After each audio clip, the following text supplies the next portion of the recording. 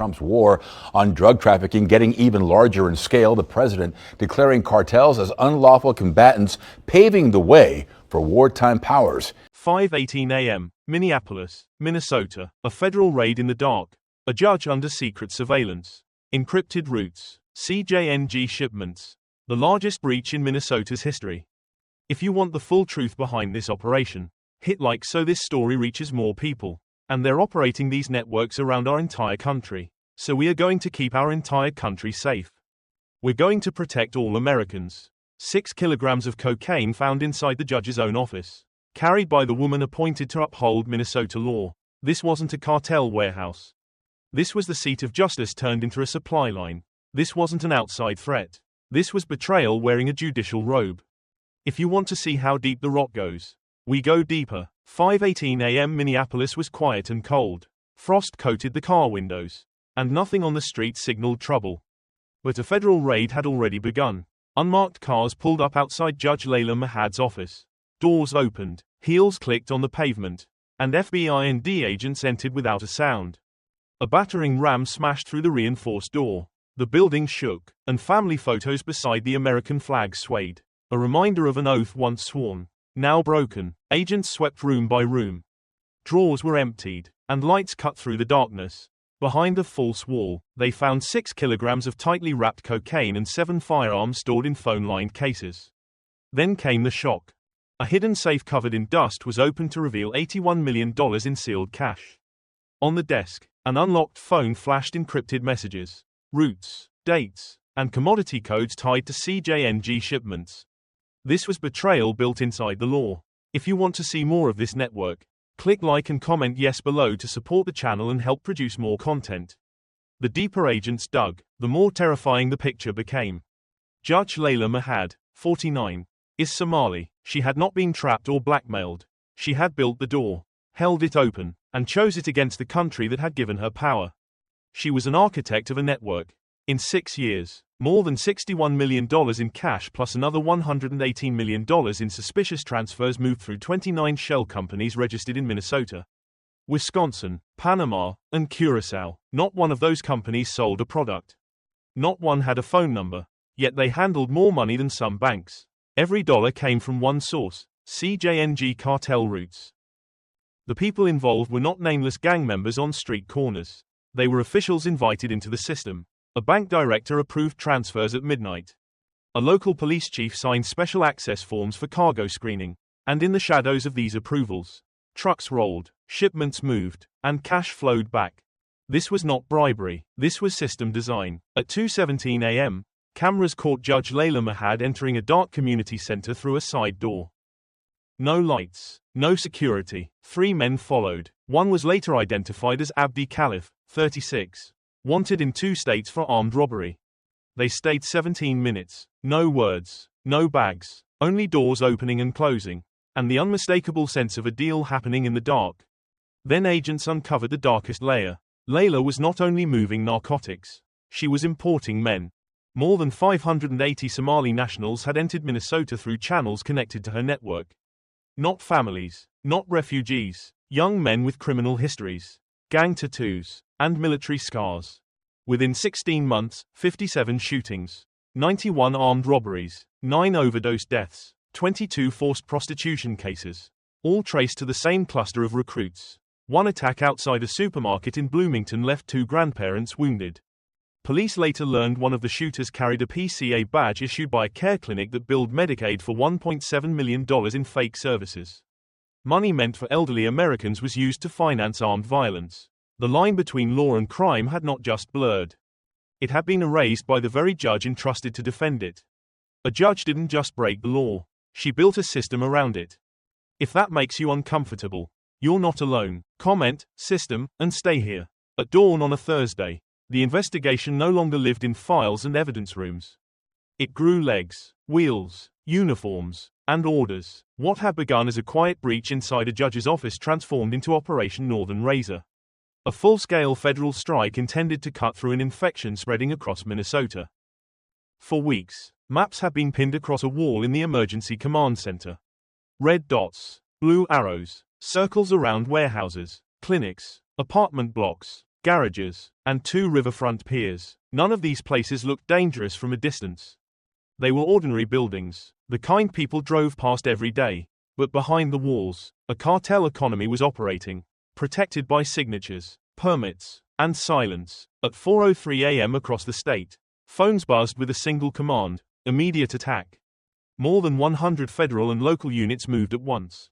Black SUVs rolled down icy streets. Tactical vans positioned themselves behind apartment complexes.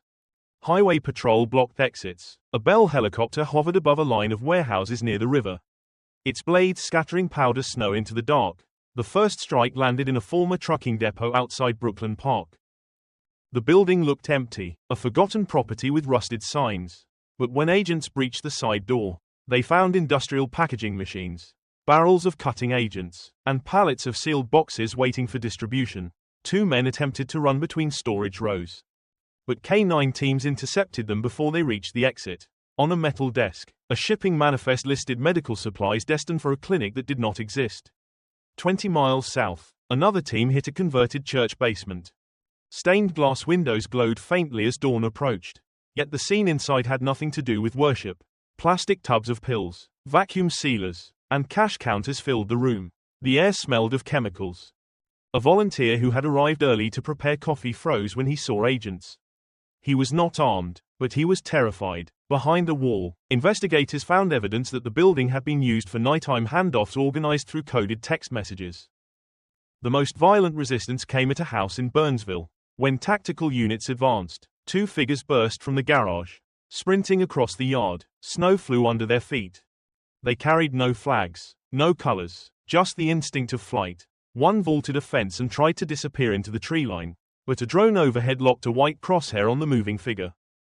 Agents closed in. Within minutes, he was on the ground, handcuffed, breathing steam into the frozen grass. By noon, 27 locations had fallen. Agents seized more than 200 kilograms of narcotics, stacks of cash from ceiling vents and floorboards, laptops filled with routing data, appointment books matching meetings with officials who had already resigned. The shock spread faster than news alerts. From Duluth to Rochester, people stepped outside to find police tape across familiar places, helicopters circling, and unmarked trucks departing with evidence. It wasn't a foreign invasion. It was a purge of corruption hidden in daylight. Operation Northern Razor had not ended the war, but it had cut through the first layer, exposing how deeply the rot had grown. The raids did not end with the sound of battering rams and helicopter blades. They detonated outward, rippling through local government, businesses, and neighborhoods that had never imagined cartel influence could move so close to their front doors. In the hours that followed Operation Northern Razor, agents began processing the evidence. What had looked like a scattered collection of addresses was now revealed as a connected system. A machine that turned drugs into money, money into influence, and influence into protection. Inside the command center, walls were covered with photos of seized documents, bank wires, notarized letters, small town approvals, purchase orders for equipment that never existed. Each piece alone could be dismissed. Together, they formed a pattern impossible to ignore. The trafficking did not happen in shadows. It happened through forms, stamps, meetings, and signatures. Investigators uncovered ledgers showing regular payments labeled as facility fees or security consulting. One line item, repeated every month for nearly 2 years, transferred $32 to a private account belonging to a police captain in Hennepin County. Another ledger listed $11.500 tied to a zoning decision that had allowed a disused warehouse to be repurposed for community services. The warehouse later turned out to be a repackaging center, the same one seized in Chapter 3. Emails between Layla Mahad and a bank director were equally blunt. Clear the transfer, no delay. Within hours, money moved. It was not bribery whispered in back alleys. It was administration. A sheriff's department received donation funds that coincided with a sudden decline in traffic stops near a specific trucking route. A city council meeting that lasted only 12 minutes approved 6 warehouse leases at once. All owned by shell companies with Somali surnames and no employees. People in government buildings began to panic. Some locked their office doors. Others deleted emails or shredded paper. But digital trails were already secured. Federal analysts worked around the clock reconstructing timelines. Names that had once been printed on business cards were now red dots on investigative charts. Outside, the public reacted with something deeper than anger, disbelief. For years, Minnesota residents had trusted the faces behind badges, benches, and bank counters. The idea that those same people had cleared paths for narcotics to travel into their neighborhoods felt like a betrayal of basic safety. Seniors at a community center in St. Paul stared at news screens showing photos of familiar streets surrounded by police tape. One woman whispered, "I've passed that church every day for 20 years. I had no idea." Protests formed outside county courthouses. Handwritten signs appeared, "If the law is criminal, what justice remains? Who are we trusting?" Some officials stepped forward to defend themselves. They blamed federal overreach, claimed misunderstanding, insisted on coincidence, but the facts became heavier with each hour. Emails aligned with shipments. Permits aligned with payments. Case dismissals aligned with cartel schedules. The corruption was not incidental, it was designed. A police union issued a short, trembling statement. "The actions of certain individuals do not reflect the values of this department." Yet the statement did not calm the public. People wanted answers, resignation, accountability. Inside the detention facility, Judge Layla Mahad remained quiet. She did not request a lawyer during her first interview. She did not ask what charges she faced. She stared at a wall, hands folded, the same hands that had once signed court orders and now sat cuffed. The truth had landed with a heavy weight. This was not one corrupted woman. This was a system that had allowed her to flourish. What followed in the days after the raids was not calm. It was paperwork, interrogation, frozen accounts, and a flood of facts that no one could soften. The evidence rooms filled quickly. And even seasoned analysts paused at the scale. What had started as 6 kilograms of cocaine and a single judge's betrayal expanded into one of the most sweeping corruption cases Minnesota had ever seen. The narcotics total, calculated across all seized locations, reached just over 240 kilograms. Enough to poison cities for months. Alongside the drugs came bags of currency, gold coins, cashier's checks, and prepaid cards. Counting machines rattled for hours. By the end of the week, the combined value of seizures was $154.9 million. Much of it had been hidden in ordinary places. Ceiling vents, the hollow interior of a water heater, and even inside a child's toy house in a suburban basement. The drugs and money were shocking, but they were only the symptoms. The real impact was in the names. Ledger books had pages of them. Some were criminals already known to law enforcement. Others were people no one ever suspected. A county procurement officer, a health clinic manager, a former sheriff's deputy, 2 accountants, and a church treasurer. When these individuals were arrested, they did not resist. Some cried, some stayed silent. One said, "I thought everybody knew," and then asked for a lawyer. Federal prosecutors filed charges against 137 individuals linked to the network. Not all were accused of drug trafficking. Some were charged with falsifying documents, accepting unauthorized payments, or signing approvals they knew were improper. None of the charges were minor. Every charge reflected a breach of trust. The most painful consequences did not appear in courtrooms, but in everyday places. Municipal offices fell quiet as employees were suspended pending review. Emergency elections were scheduled to replace city council members who resigned. A small town bank locked its doors after its director was indicted, leaving residents uncertain where to cash their checks. School board meetings suddenly became heated as parents worried about safety near bus stops that had recently been used for secret handoffs. Elderly residents whose medical care was allegedly billed for fake PCA services stared at bank statements in disbelief, wondering how money meant for their health had been turned into cartel fuel. Families talked in parking lots outside grocery stores, sharing stories of sudden fear. "I don't know who to trust anymore," one man said. He had lived in Minneapolis for 40 years. For the first time, he kept his porch light on all night. The state attempted to stabilize. Task forces were formed. Hotlines were set up. One of the prosecutors stood at a press conference and said, "This investigation is only at the beginning. More arrests will come." Behind her, tables were covered with rows of evidence bags, each tagged with a name. Through it all, the empty courtroom of Judge Layla Mahad remained untouched. The hardwood bench was polished. The flags stood straight. Her nameplate still sat in its place. The room looked exactly as it always had, orderly, formal, dignified, but those who entered could not ignore what they now knew. Justice had been carried out there for years while contradiction lived behind the scenes. The public began to understand a difficult truth. Drugs do not simply arrive in a city. They travel through permissions, approvals, and silence. Wherever trust bends, the damage begins. In cases like this, it is easy to focus on the piles of cash, the guns, the cocaine, the maps of secret routes, and the handcuffs closing on officials. Those images are dramatic and unforgettable. But what this case revealed most clearly was something far more fragile and far more dangerous. The collapse of trust. Communities do not function on promises or laws written on paper. They function on belief. People believe that judges are honorable, that police keep them safe, that officials use tax dollars to serve the public. When that belief breaks, the damage spreads through a city like poison. It does not move in trucks or containers. It moves through our minds. In the weeks after the arrests, older residents gathered in coffee shops and church basements.